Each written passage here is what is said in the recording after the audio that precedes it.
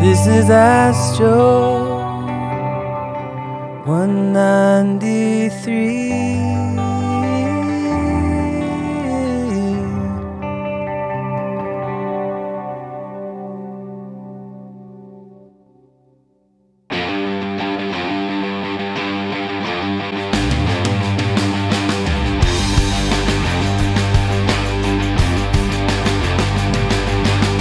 Hello, this is Joe Gilder, and this is Ask Joe. Thanks for hanging out with me. Do this every week on Tuesdays. Occasionally I miss. Like in 2 weeks, I've got a tracking session that day, so I won't be here, but I'll have something for you, I'm sure. Be sure you subscribe to me on YouTube, Facebook, all that stuff, and you'll get notifications about them such things. Thanks to everybody here on the live chat over on YouTube Live. You're a fun bunch. You're crazy like me. And yeah. So what are we going to talk about today? I want to get to your questions. As always, my number one priority here is to answer your questions. So I will do that. But also if there are, there are also usually topics I want to talk about as well. So I'm going to talk about a little bit today, just a little bit of an update on some stuff that I'm working on. And then we'll dive into your questions, as many as I can get to, okay? All right. So, today, as you heard the intro with electric guitar, because I have my guitar out, my pedal board set up, my amp is on, because today and yesterday I've been doing pre-production for my EP. If you're a VIP member, or if you've just been listening to the podcast, you know that I'm going to record and release an EP this month. If you've been paying attention on YouTube or even Facebook, I've been doing more songwriting videos where I'm actually just I need to write a song, so I let the camera roll, and you can join me as I write them. So if you are a songwriter, that could be a cool resource for you. I'm not teaching you how to write, because I don't know if I can teach that, but I'm just doing it, right? So I'm just doing the thing in hopes that it is helpful for you, and maybe you pick up some ideas or get inspired or challenged or something like that. So all those songs that I'm writing, some of them will be on this new EP. I think I'm up to, let me look at the song list. A couple of them don't really fit. A couple of them aren't great, but I've done pre-production for 3. I know one of them's not going to make the cut. 1, 2, 3, 4. I think there's at least going to be 5, a possible 6th on the EP. So, so I've got a lot of work to do. Pre-production for me, if you've never heard me talk about that, it's really just getting ready for recording. For me, it's a lot of times recording what we call scratch tracks to a click track, so to a metronome, to a tempo, which helps me map out the roadmap of the song, which is the kind of stuff like I've written the song, but I haven't decided, okay, how many bars is the turnaround after the first chorus? Do I repeat the bridge or not? So by recording them, just kind of scratch vocals and guitar, which is what, if you were here for the live stream, you heard that earlier, song I was just working on before, before the podcast.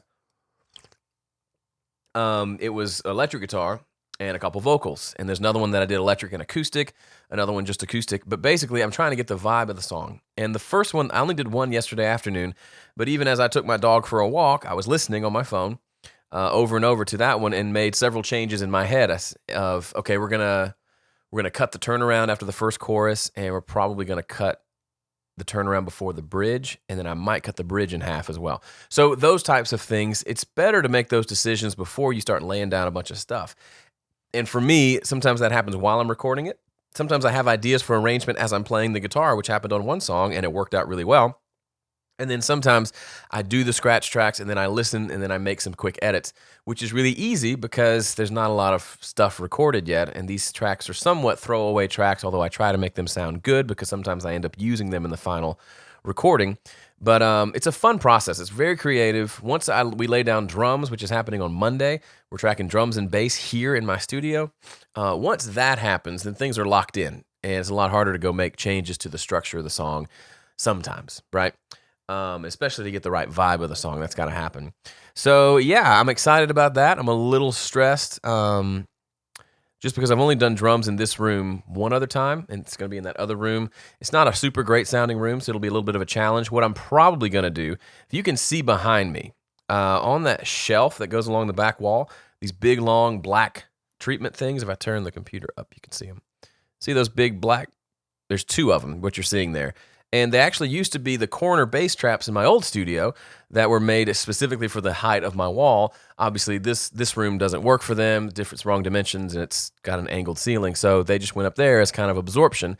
But I'm going to probably move those, even though it makes this wall white and ugly, move them into that room, maybe move in these panels as well, because drums will be in the other room, bass will be in here with me. I don't need this room to be treated. We're just going to go direct with the bass. But anyway, I'm excited. These are actually a different drummer and different bass player than I normally use. My drummer and bass player weren't available on short notice for this EP, so found some other folks, and I'm kind of excited. So if you're a VIP member, then you'll be getting regular updates, and you'll hear the songs, and you'll hear them as they progress. It's going to be really fun. If you're not a VIP member, you can join at homestudiocorner.com/VIP. It's a great value, a great place to hang out. If there are VIPs in the chat, tell them if you like it or hate it. And if you hate it, that's fine, for real, be honest. But most people tend to like it. And what else? Oh, and what you don't know is I'm probably going to take one of the songs I'm doing this month and feature it for a next update to the Production Club. So I've done Production Club 2.0. 3.0 is probably around the corner, where I'm going to do an all-new song, start to finish, and document everything step by step by step by step. So I'll probably use one of these songs for that. If you own Production Club, you'll get that for free. If you don't, it's worth checking out. You can see how I go through a song from start to finish. All right, let's do your questions. Boom.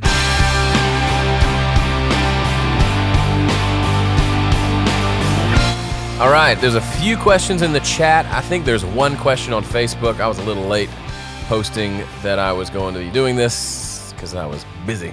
But I'll go to the Facebook question first.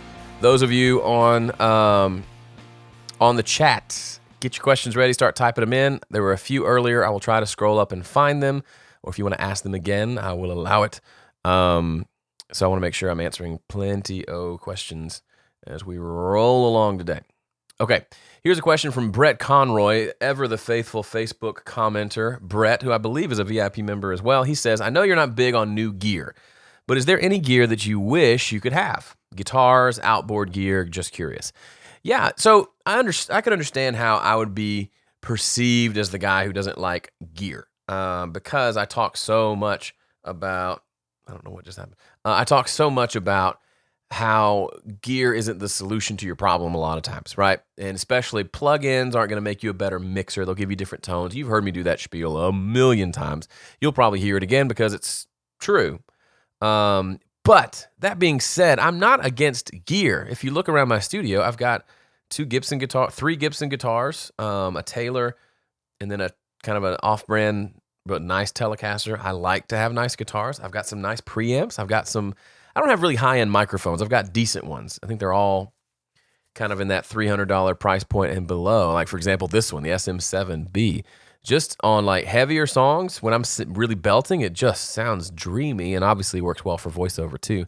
I'm going to use it on kick drum on Monday. It does okay for that as well. I need a second one, honestly, so I can use it to do this and then have another one in the other room for something else I'm recording. But that's beside the point. So, yeah, maybe that's one thing. I'd like to have a second SM7. I was doing a session for my VIPs the other day, and it was a live thing where I was recording myself, as you can see it right now, and then Frankie was in the other room doing vocals, and at one point I wanted to try the SM7, but I was using it to talk so I couldn't take it anyway. So yeah, I'd maybe like another one of those. I would love, as far as outboard gear, I wouldn't mind having a distressor. They're just so gnarly and can just really destroy a bass track or different drum tracks or even vocals. I'd like to, because I've got a compressor on my ADL 700, which is nice, but it's even when I look at the gain reduction and see that it's doing a lot, it doesn't sound very compressed, if that makes sense. It's not an aggressive compressor, which is probably a good thing, but I wouldn't mind having an aggressive one in here. I wouldn't mind having a strobe tuner in my rack, something that everything routes to. So if I'm playing just acoustic guitar into a microphone, I can just look over there and tune because it's routed to that, as opposed to having to plug in every time to do tuning. That would be cool. What else? See, I'm not against gear. I'm big into front-end gear, stuff that helps you capture a better sound, or more than that, creative gear. Like, Do I need all of those guitars?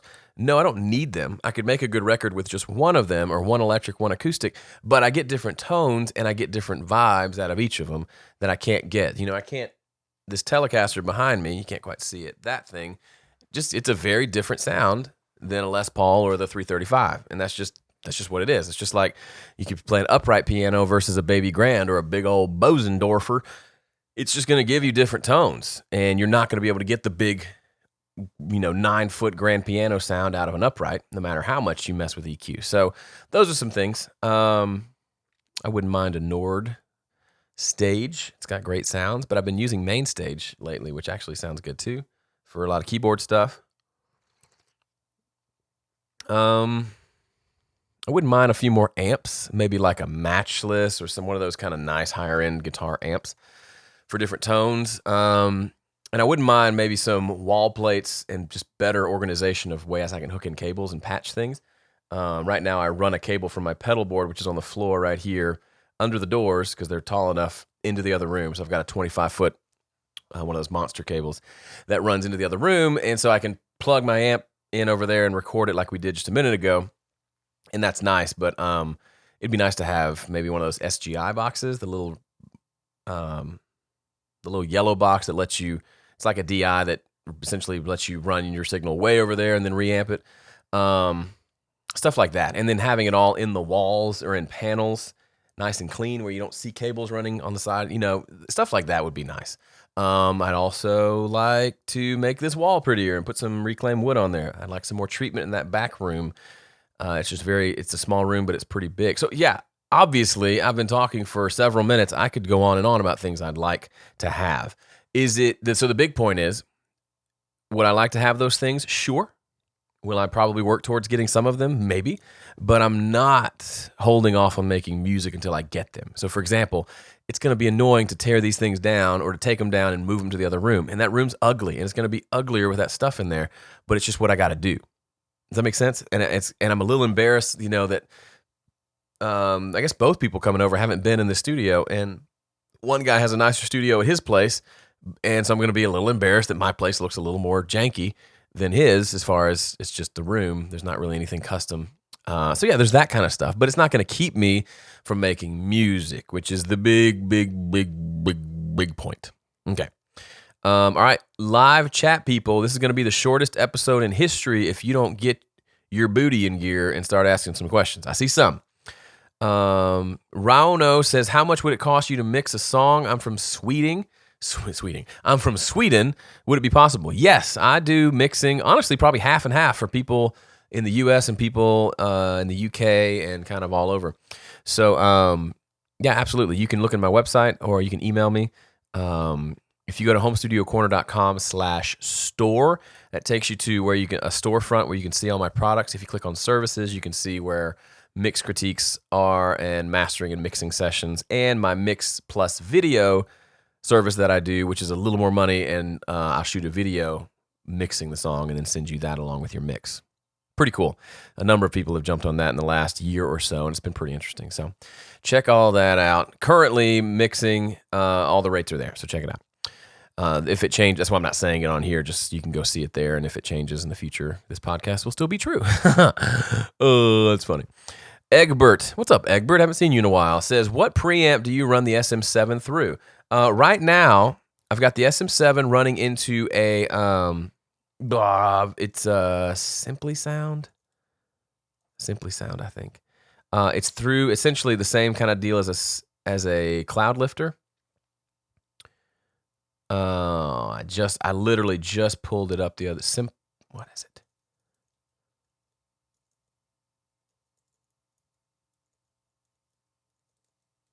Simplysound.co? Dadgummit. Hang on. Let me look at it.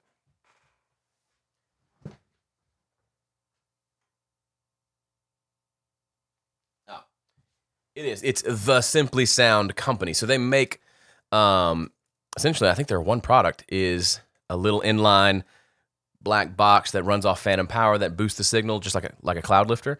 Only it's they say it's better and cheaper. I had a Cloud Lifter, and the people at Cloud Lifter gave me one to review, and about a year later it died and just started making weird noises. So this is the SS1 Same idea. So I use this into that, and then that into usually like my ADL 700 preamp, which has it's a tube preamp with EQ and compression on the way in. So that's what you're hearing right now, in addition to some extra gating, and I think there's a gate on, gate, a little bit of limiting, and a little bit of EQ on my mixer as well.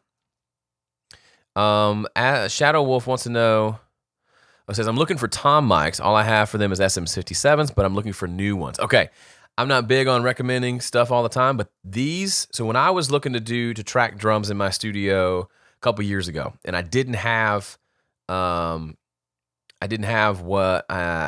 mics to do toms. So I was researching, looking at the little Sennheiser clip-on guys and looking at other things. But hang on, let me switch over to my different view.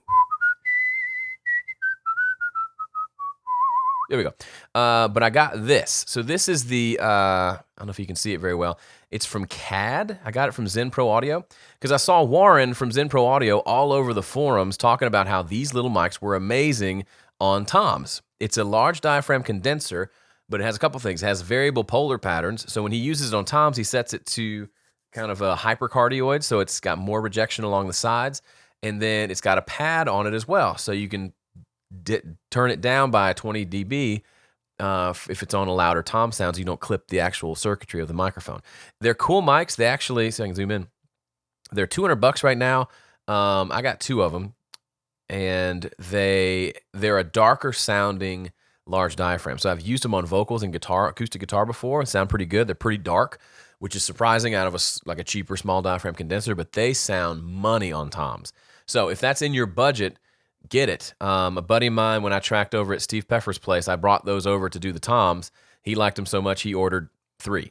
So, in the alternative, obviously, you can get like an MD421, a Sennheiser. It's kind of the standard tom mic, but it's about twice the money. It's around $380 or so. Good mic. I just didn't want to pay that and then just have one, right? Because most of the time, drummers have more than one tom. So that's my suggestion. That's my choice. Good question. And then Shadow Wolf also wants to know, how is your podcast set up? I don't know what you're asking specifically. What do you mean? Like, how do I do the audio, or how do I set it up and get it into iTunes? Getting it into iTunes and stuff like that, I don't remember. I've used a plugin in WordPress that does it, and if it broke, I have to like hire someone else to fix it because I don't know how it all works. I just post it now, and it gets up there. Gary Fox, my buddy who is crushing it with the RPM Challenge this month, says, I'm half mixing while tracking. Once the track is where I want it to be performance-wise, I go through and sweep the EQ to find offensive bands and make rough cuts. Should I be wary of doing anything doing this? No, I mean, that's kind of what I'm doing. For example, the scratch tracks that I have, I went in and put like EQ compression and de-esser on my voice, and I put a slapback delay, and I EQ'd the delay so it sounded right and didn't sound muddy. So like, that's not going to be my final vocal, but it sounds good. And if I lost my voice forever tomorrow, I'd have a decent vocal that I could use. And if I record my real vocal, I could just slap it on that same chain if I like it, and I've already got the vocal mixed. But I can always undo those things. So when I do that, it's a very quick thing. It's like quickly do this, and then move on. So I don't spend a half an hour EQing the vocal. It's just, I don't quite like that tone. Let me do some things. Okay, great. I love that. Let's move on. That's kind of how I approach it. And it's good to me. I don't see any problem with that because it's mixing practice. You're not committing to anything. You can even experiment with different mixing decisions during the recording process because you're always bouncing down new versions of the song and you're going to listen to those. And so you're kind of learning what works and what doesn't while just during the recording phase. And then when you get to mixing, you'll have a little more EQ compression experience because you've been doing that during the mix. So no, I'm not anti doing a lot of that during the mixing phase or during the recording phase, doing a lot of mixing as you go. You may undo everything at some point if you want, but you don't have to. And I think it's a fun practice. Besides, it's just you're going to EQ the vocal at some point. Why not do it now? Brian says, are those vocal guard padding things you put behind a mic? Sorry, are they worth buying for vocal isolation? So you're talking about the like the reflection filter from SE Electronics. I think that's who makes it. The people I've talked to that use them say they help a little bit, but they're not a solution. So if you stuck me in a room with drywall, just a completely drywall room, and put that on me, it may help a little bit. It's not going to be transformative. What's transformative is a room that's not super echoey. So if I wouldn't do just that, like that might be something to add to an existing room that already sounds okay, but is still a little too live. That might be helpful. For me, when I do vocals, I got those two big 7-foot tall gobos that I put around the singer. So either behind the mic or behind the singer, depending on my mood. And it picks up, potentially the mic doesn't get to pick up nearly as much room because it's kind of in this kind of room within a room. That's how I approach kind of isolating in the sense of taking a lot of the room out of the equation. Here's Jay Janes. Y'all are coming through with the questions. Way to go, people. Says, this is a more technical question, but do you find you tend to run out of USB ports to plug things into? Audio interface, external drive, fader port, etc. If so, what do you do about it? Yeah, I do. I've got a couple of, so on the iMac that I'm using now, I think it has like 4 or maybe 6. It's got a bunch of USB ports. And so my rule is hard drives and audio interfaces get plugged directly into the computer. Everything else that doesn't matter as much gets plugged into a bus. So I've got wireless keyboard and trackpad, so those don't get plugged in. And then things like my fader port, my camera when I plug it in, that's actually going direct. They go on maybe these little cheap little USB ports if they don't need to be powered. And that's kind of how I get around it. USB hubs, I'm sorry, the little, just cheap little hubs. But yeah, and for me, I've got 2 Thunderbolt ports. So one of them, I have a converter to FireWire for my interface, which is my PreSonus. The other, what do I do with the other? I must use that one as FireWire for, some of my drives are FireWire, and they go into that Thunderbolt port via the FireWire 800 adapter. And then my big drive that I use for video, instead of clogging up that one FireWire bus, I use that USB. It's USB 3.0, which is fast, and that goes in directly to the computer, one of the ports in the back. But I don't have tons of stuff that I plug in. But those are my things. And honestly, I don't even know if it's been plugged into the back behind this desk. Somewhere in there is a hub that's got a bunch of stuff plugged into it. I don't even know what's plugged into it now. But everything's working right now. Paul says, I saw a video with Dave Pensato, and he was saying that when tracking guitar, he has the guitar tuned slightly flat to reduce unwanted harmonics. Is this a good idea? I have no idea. Unwanted harmonics.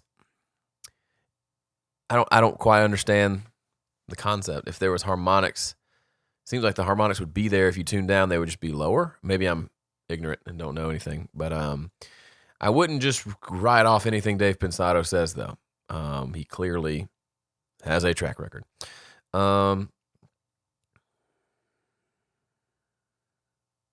Shadow Wolf, back to the question about the podcast, how it is all connected with your voice and your computer audio.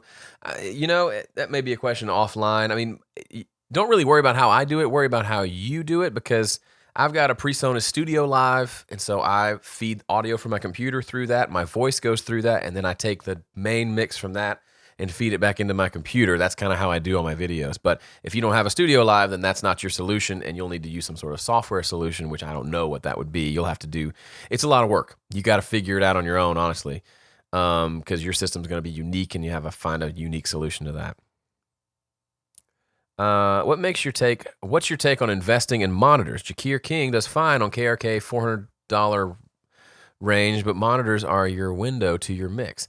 Casper, they are, but who's to say, the $400 KRKs, excuse me, if you got like a pair of barefoot monitors that are, I don't know how much, I assume thousands, are they better than the KRKs? Technically, yes. Does that make the KRKs bad or inadequate? No. It's kind of the same thing if, here's a close to home kind of example. Graham Cochran, one of my best friends, we do a lot of things together. His YouTube channel has way more followers than mine does, right? Which can sometimes be a source of jealousy because I'm human and we all tend to compare. But does that mean, because he has so many more people, which means he's providing a lot of value for a lot of people, does that mean that the stuff that I'm doing has no value because he's got so much more? No. Same thing, the KRKs are still good, even if someone else has barefoot monitors and they're really good. Somebody might need an actual Gibson 335 to get the sound they want. Someone else might be able to get that Ibanez over there and get the same tones and don't need the higher end guitar. So yeah, I mean, for me, monitors are just a piece of the process. Mine I've had for 10 years, and I'm just hoping they don't die because I'm used to them. But the room makes a big difference too. So my monitors sound different in every room I've been in, and I've been in a lot with these monitors.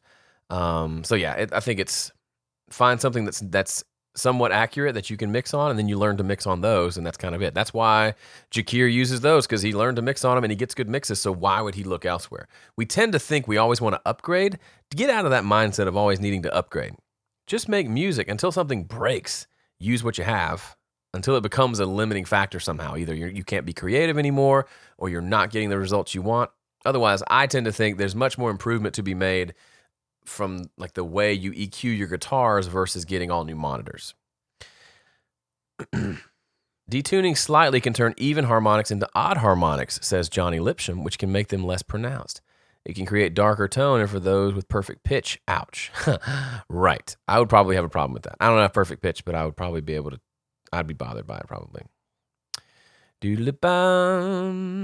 Philip says, hey, first time here. I write my music with just vocals and acoustic guitar. I've started learning recording and mixing, but I have real trouble taking my songs from just the guitar and vocals to a full arrangement. I've seen your songwriting sessions and a lot of your mixing tutorials, but are there any materials on how to arrange, produce your song? Otherwise, do you have any general tips on how to go about this? Philip, great question. I'm going to go into sleazy salesman mode for just a second. I've got a product called the Production Club. And it's actually very affordable. It's currently around, I think, $147. It used to be a lot more, but I realized I wanted to make it cheaper so more people could get into it. And it's literally, I think it's 19-week course where I go through literally, hey, here's me and a guitar. And then over the course of those 19 weeks, we fill it out to a huge full song. I mentioned it earlier, I think. It's a really in-depth. It goes to the entire process. So it's exactly what you're looking for.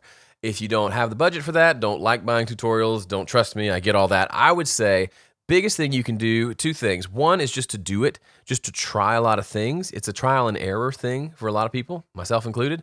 Or listen to a lot of music in the same genre. Maybe your favorite albums that you've listened to for years, but you've never really listened to. Listen to their production. Listen to what they're doing. How are they doing the intros? How are they doing the verse 1 after the intro? What are they doing differently in verse 2 versus verse 1? How are they panning things? How many guitars are playing during the verse? How many more come in the chorus? Are there any other keyboard parts? Are there pad parts? Do the drums have a big sound or a small sound? Is there percussion? Is there not? Like all those things come into play, and suddenly you'll start listening. You'll hear all these things that maybe you didn't hear before, and those little things embed in your brain. And then you have little ideas. And later you'll work on a project 2 years from now, and you'll think of something you found out today when you listen to an album that fits that project, and you'll do it.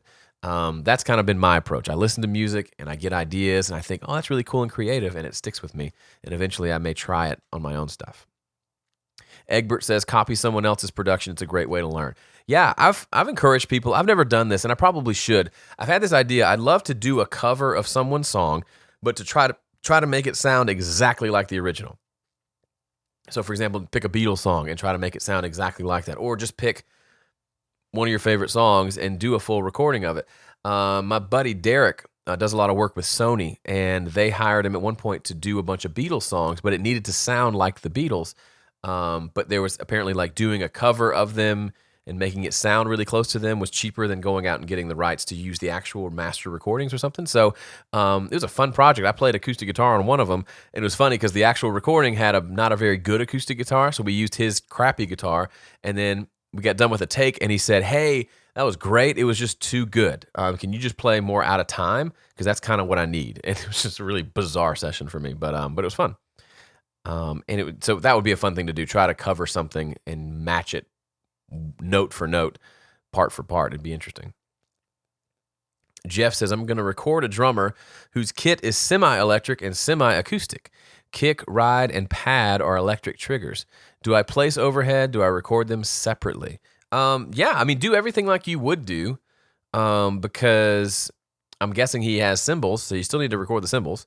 And it sounds like he has a real snare. So for me, like snare tone can sometimes be all about the overheads and sometimes be all about the spot mic. So yeah, I'd say there's no reason not to have both unless you just don't have the mics for it. But no, I wouldn't, and definitely wouldn't record them separate. But I would also talk to him. Hey, how do you normally record drums? Do you do them separately? Do you not?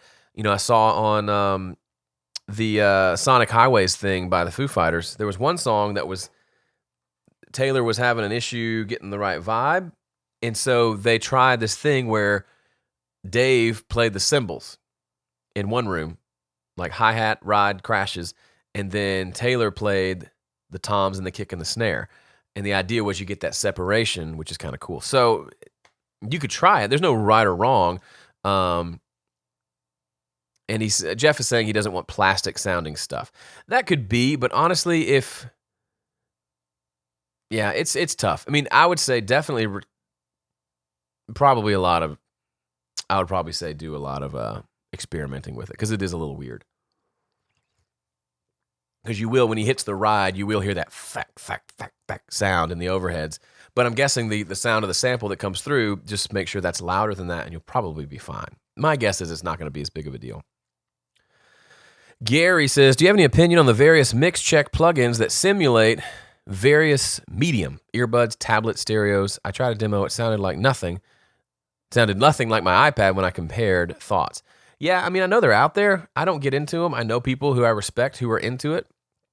I just rather check. I've got small speakers. I've got earbuds. I've got nice headphones. I've got crappy headphones. Somebody pushed in the little tweeter on my speaker. That bums me out. And so I've got kind of all those available here.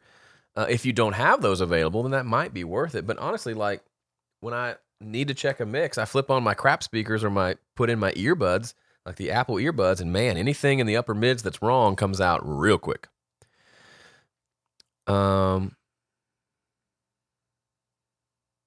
Sheps would put out the pads in a little PA that's close to the drums, and it bleeds and makes it sound more natural. Hey, that might be cool. Definitely worth trying. Do you have an Auratone? No, I've got these. Hang on, move the camera.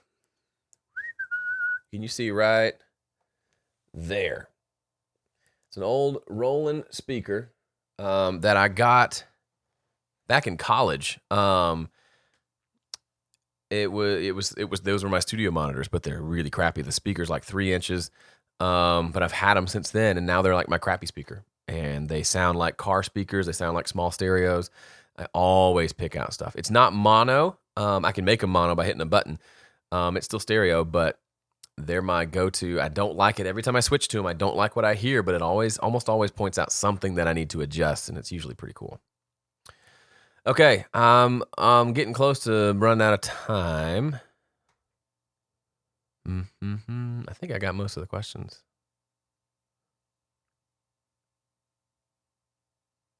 Yeah, I think that will do. We're going to call it a day. Sam Knack is here just in time. I'm signing off, Sam. Give us some wisdom in the chat before I do. Sam and I are going to do something together soon. I'm excited. Tell you what, here's what I'm going to do. I'm going to let you, why don't we do this? I'm going to let you hear another one of the scratches, because the folks who were here live heard the session of one of the pre-production stuff that I was working on this morning, or before this thing started. I'm going to play a little bit of one of the songs I did yesterday, just so you can hear how a scratch track sounds to me. It's acoustic guitar, electric guitar, vocal, mixed a little bit. And this is what we're going to be tracking to on Monday when we track drums and bass here. So I'll play that in just a second. First, let me answer Gustavo's question. It says, I've got a PreSonus tube preamp. It does have EQ and compressor. I know it's not the best thing to ask people for their default setup, but what are your go-to EQ and setup for capturing your vocals? My go-to is the PreSonus ADL 700, which is a tube. It's a higher end tube preamp with EQ and compression on it. I also love the PreSonus Eureka, which is a much less expensive. They don't make it anymore, but it still has a decent little compressor and EQ on there. But if you don't have to have those, if you just have a nice preamp, you can always EQ and compress later. It's nice to have them, and I would miss it if it was gone, but it's not like you absolutely have to have it.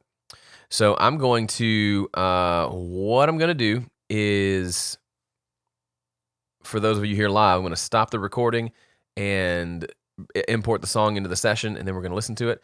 And actually, I'll just hit play, and then I'll import it later. But thank y'all so much for being here on the show. Thanks for watching, listening to however you're consuming this. Thank you. I appreciate it. Be sure to let me know you're listening. Leave a comment wherever it is that you're listening or watching, because I appreciate you. And I'm going to pull up this song. This is a song called Blame. And it's one of the, if you've seen the songwriting video I did, this one is up on YouTube. You've seen me write the song. So I wrote it, I think, right when I got back from NAMM. So it's a fun song. And let me just open up iTunes and play it. Where are you? There it is. So here are the scratch tracks. These are what we're going to be playing along to on tracking day. So enjoy, and I will see you next week. 1, 2, 1, 2.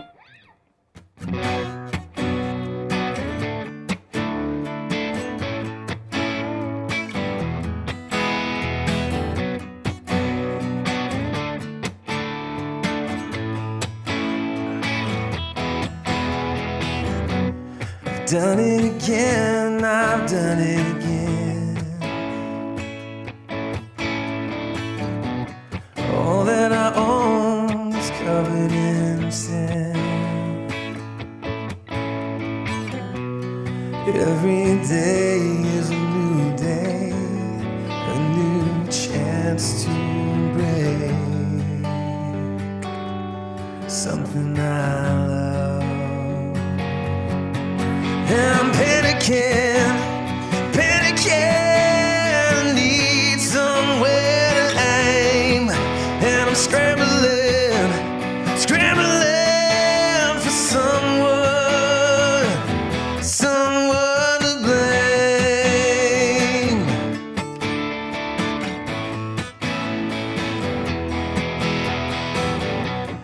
You know something's wrong with you.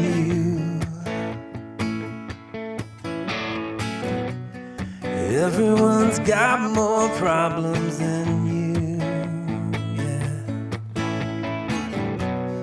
You got a speck in your eye. Never mind this plank in mine. The plank is mine. I'm panicking, I need somewhere to aim. And I'm scrambling for someone to blame, someone to blame, someone to blame, someone to blame. And every time I try to break free, everyone's out to get me. Why won't they leave me alone? Oh, every time I try to break free, everyone's out to get me. Why won't they leave me alone? Oh, alone.